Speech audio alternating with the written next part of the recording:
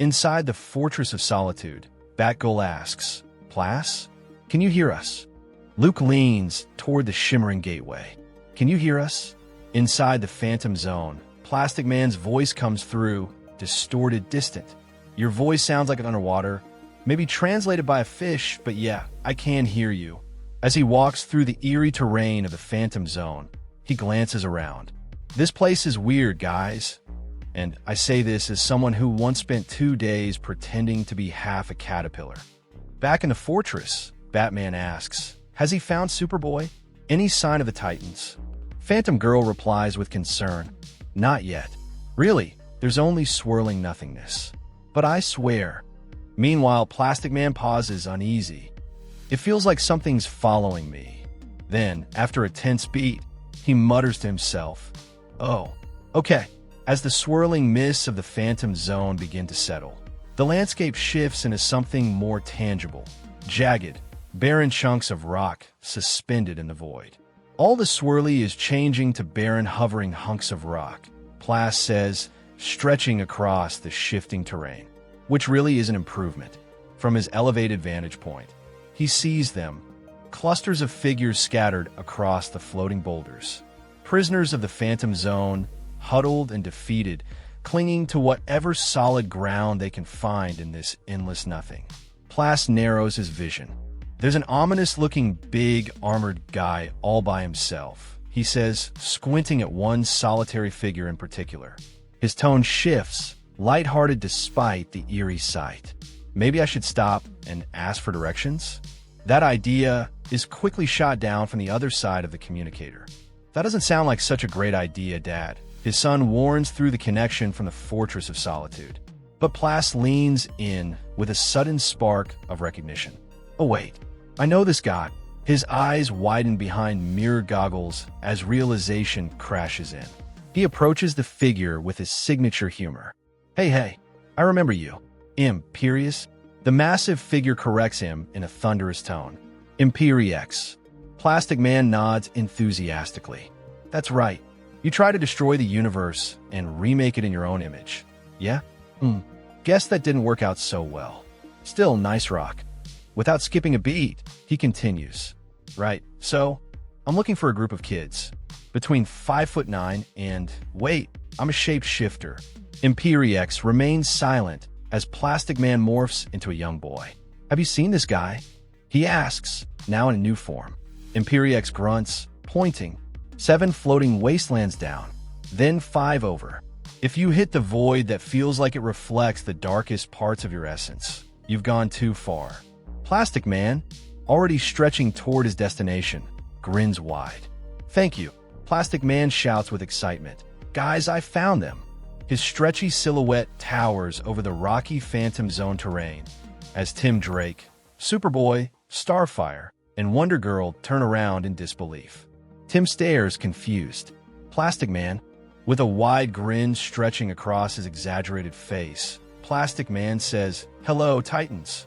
Starfire asks how. He replies, it's a long story. And then, with dramatic flair, Plastic Man launches into his wild explanation. It's a very long story, with twists and turns, and betrayal, and love, and dead sentient squirrels, and talking chimps and zombie butlers. What I'm saying is it's a bit too epic to convey in the midst of an interdimensional rescue. Then, narrowing his eyes and smirking slightly, he adds, now this is going to sound weird. Plastic Man stretches his arm across the landscape, pointing the way. But follow my arm, he says enthusiastically. Superboy lowers his head. I can't, he mutters. Plastic Man looks confused. Of course you can. It's a single line leading back to... Superboy interrupts, his voice heavy. I can't leave. Plastic Man raises an eyebrow behind his goggles. I don't understand. Are you emotionally attached to your barren floating rock? Or the swirling void of madness and vertigo which surrounds it? Superboy hesitates. Cassie steps forward beside him, placing a hand near his arm. Superman and Superboy fought. Superman hurt him. If he leaves here, he dies. Starfire says. Plastic Man's usual grin fades. His face softens.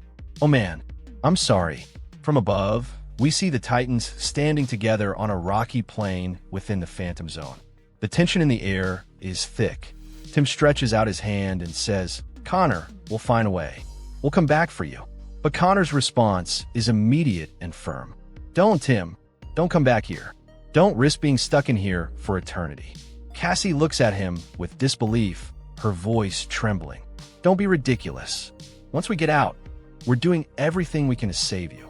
Tim smiles faintly and nods. "Yeah, you can act as noble as you want."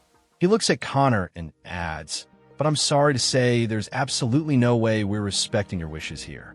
The tension breaks as the four of them come together, wrapping each other in a warm, emotional embrace.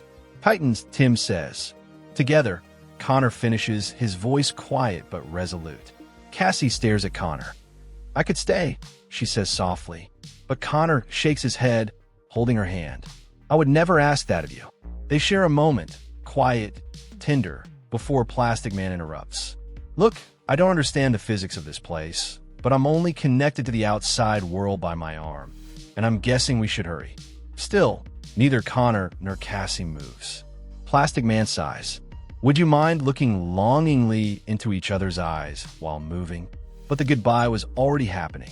They kiss, bittersweet and slow, a silent promise in the middle of madness. Outside, Plastic Man's son watches anxiously from the Fortress of Solitude. "My arm's getting shorter," he mutters. "I think." The mist of the Phantom Zone ripples as light slices through the crystal portal inside the Fortress of Solitude. From the other side, they emerge, Robin, Starfire, Wonder Girl, and the stretched face of Plastic Man, whose elongated arm pulls them through like a human rope. "They're coming," says the young hero on the other side, watching them step into the light. But Plastic Man immediately grimaces. Guys, I think I'm stuck on something here." Jonathan Kent rushes forward, his face tightening with concern. "Where's Superboy?" Tim looks away, then back at him with somber eyes. "Mr. Kent? He can't leave." Silence falls, thick with heartbreak.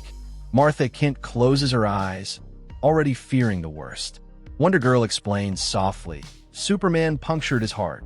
She gestures toward the still glimmering portal. The Phantom Zone is the only thing keeping him alive. Not that it's much of a life. Plastic Man shouts from the other side, still contorting against the portal. "Seriously, guys, I'm snagged on something." Batman finally speaks, his voice low but commanding. "Tim." Tim turns toward him, managing a bittersweet smile. Batman. With a relieved smile, Tim hugs Bruce tightly. "I knew you'd come for us," Tim says. Starfire, standing beside them, smiles warmly. "It's true. He said all the time." Bruce nods and shakes Tim's hand. "I'm sorry it took so long. We didn't know you were in there." Tim turns to Barbara, still processing it all. "Babs, how long were we in there?" Bruce answers instead, his tone somber. 6 years. The world has changed. It's not the place you left behind."